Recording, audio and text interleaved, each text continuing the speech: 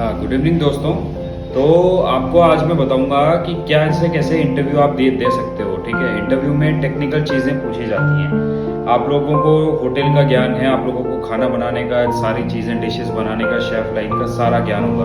But जब आपका interview होता है तो इंटरव्यू में आपसे जो जो टेक्निकल चीज़ें पूछी जाती हैं, बिकॉज आपको सही बताऊं तो एचआर मैनेजर्स को इतनी नॉलेज नहीं होती कि आप क्या क्या चीज़ें कैसे कैसे बनाते हैं।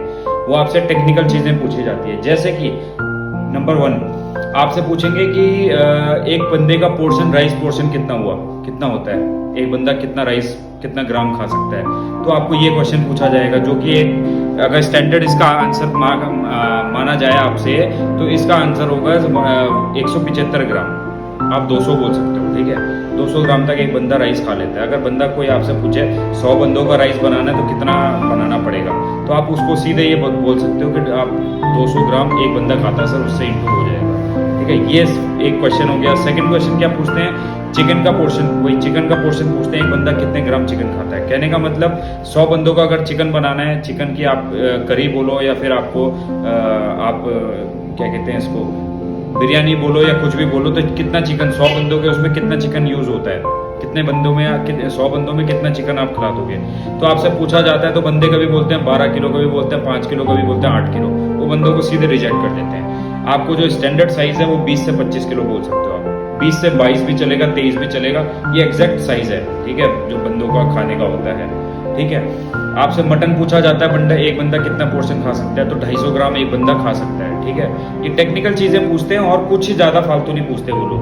ठीक है, व्हाइट बोर्ड के बारे में पूछेंगे आपसे, जो आप चॉपिंग बोर्ड जो होते हैं आपके, जो कटिंग बोर्ड होते हैं, उसमें कितने प्रकार के कटिंग बोर्ड्स होते हैं। तो ब्राउन हो गया, व्हाइट हो गया, ब्लू हो गया, रेड हो गया, ब्राउन, ये सारे आपसे पूछे जाएंगे। ग्रीन हो गया। ठीक है, कहाँ कहाँ कौन कौन सा यूज होता है, ये टेक्निकल चीजें पूछी जाती हैं। आपसे पूछा जाता है कि चिलर का रूम टेम्परेचर, चिलर का टेम्परेचर क्या होता है।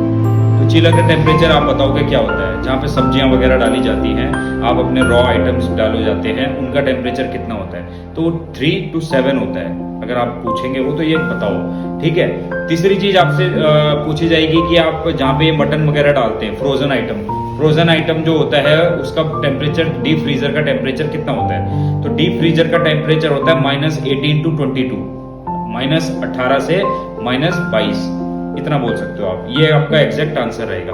तो ऐसी टेक्निकल चीजें पूछते हैं वो लोग। ठीक है, जब भी आप जाओ, सबसे पहले तो ग्रूमिंग आपकी अच्छी होनी चाहिए। देखो, एक बंदे को इंग्लिश नहीं आती, मेरे को पता है हमारे गढ़वाली बंदों को बहुत कम लोगों को इंग्लिश आती है। तो अगर जिनको इंग्लिश प्रॉपर नहीं आती, तो वो अपना कम से कम एटलीस्ट अपने कपड़े सही से पहने, फॉर्मल लुक में जाएं, दाढ़ी बना के जाएं, बाल वगैरह सही से बना के जाएं। सबसे पहले ग्रीट करें उन्हें, good morning sir, how are you, इतना बोल के आप बैठ जाइए। वो आपसे पूछेंगे, एक ग्रीट करने का तरीका होता है। अब तुम जाओगे वहां पर चुप बैठे रहोगे तो फिर तो कोई भी तुम्हें नहीं लेगा। ठीक है, रही बात खाने के आइटम, मुझे पता है हमारे गढ़वाली बंदों को खाने का पूरा नॉलेज है, बट वो चीज तुमको जब तुम कंपनी में जाते हो या फिर कैटरिंग में जाते हो या फिर जहां तुम्हारे जिसके लिए इंटरव्यू दे रहे हो उस कंट्री में जाते हो, वहां पे उस्ताद होते हैं, जो शेफ होते हैं, वो आपका सब कुछ देखेंगे। ठीक है, वहां पे उनको दिखाओगे आप अपना कर्तव्य। बट ये जो एचआर मैनेजर होते हैं, ये आपका प्रॉपर कर्तव्य नहीं देखते। ये आपसे बहुत कम जगह होता है जहाँ कटिंग भी करवाई जाती है, ज्यादा आजकल ट्रायल वायल का वो नहीं रहा है। ठीक है, तो इसी चीज में मैं आप लोगों को बोलता हूँ कि ये जो टेक्निकल चीजें ये याद कर लिया करो। बोर्ड्स कितने प्रकार के, मैंने आपको सब कुछ बता दिया। तो फिर आप लोग ना टेक्निकल चीज़ों में स्ट्रांग हो जाओ। ठीक है, टेक्निकल चीज़ें अपनी स्ट्रांग कर लो, जो चीज़ें पूछी जाती हैं। ठीक है, बंदे लोग अच्छा एक्सपीरियंस होने के बाद भी बंदे लोग बाहर हो जाते हैं, ये ड्रॉबैक है उनका। अभी क्या हो रहा है ना, गल्फ का या कहीं का भी हो तो सबसे ज़्यादा गल्फ रिटर्न मांग रहे हैं। जब इंटरव्यू करवाते हैं तो सबसे पहले गल्फ रिटर्न वालों की लाइन लगा देते हैं। गल्फ रिटर्न क्या है, जो गल्फ में जॉब करके आ रखे हैं। बाहर देश में मुस्लिम कंट्री जहाँ पे भी है, ये सब दुबई, कतर, कहीं पे भी ये बंदे जॉब करके आ रखे हैं, उनका इंटरव्यू सबसे पहले लेते हैं ये लोग, क्योंकि उनको ज्यादा बताने की जरूरत नहीं पड़ती हमारी कंट्री में कैसे कैसा क्या क्या काम करना है, कैसा है। ठीक है, अब जो नए बंदे रह गए, जो इंडिया में एक्सपीरियंस है, जिनको जो बाहर नहीं गए हैं, उनके लिए दिक्कत हो जाती है। इसीलिए बोलता हूँ मैं, अपनी ग्रूमिंग सही करो, अपना टेक्निकली पॉइंट सही करो। टेक्निकल पॉइंट वो ज्यादातर पूछते हैं। ठीक है, तो अपने आप को हर जगह पे स्ट्रांग रखोगे तो कोई दिक्कत नहीं आएगी। तो टेक्निकल चीजों को सही करो अपनी। ठीक है, ये जो मैंने सारी बातें बताई हैं, बस ये चीजें कर दो, आपको कोई वो नहीं रोक सकता, आपको आराम से निकल जाओगे बाहर। ठीक है, हाँ।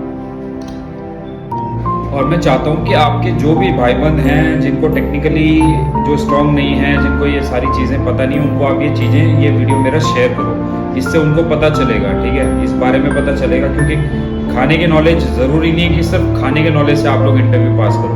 ये टेक्निकल चीज़ें भी आपको बहुत हेल्प करेंगी और ये टेक्निकली स्ट्रांग भी आपको बनना पड़ेगा, तब आप किसी भी इंटरव्यू में कूद पड़ो, आराम से निकालोगे। ठीक है, ये मेरी बात ध्यान रखना। जो भी आपके दोस्ती यारी में है उनको शेयर करो ये वीडियो। ठीक है, इस मेरे YouTube चैनल के बारे में बताओ। इसमें मैं आप लोगों को अच्छी अच्छी चीज़ें बता के अपडेट करता रहूँगा। हर चीज़ में आपको सही चीज़ें बताऊँगा, तो आपके लिए हेल्पफुल रहेंगी। ठीक है ना, और जो इंटरव्यूज़ आते हैं वो तो मैं इसमें डालता ही रहता हूँ। ठीक है, ओके।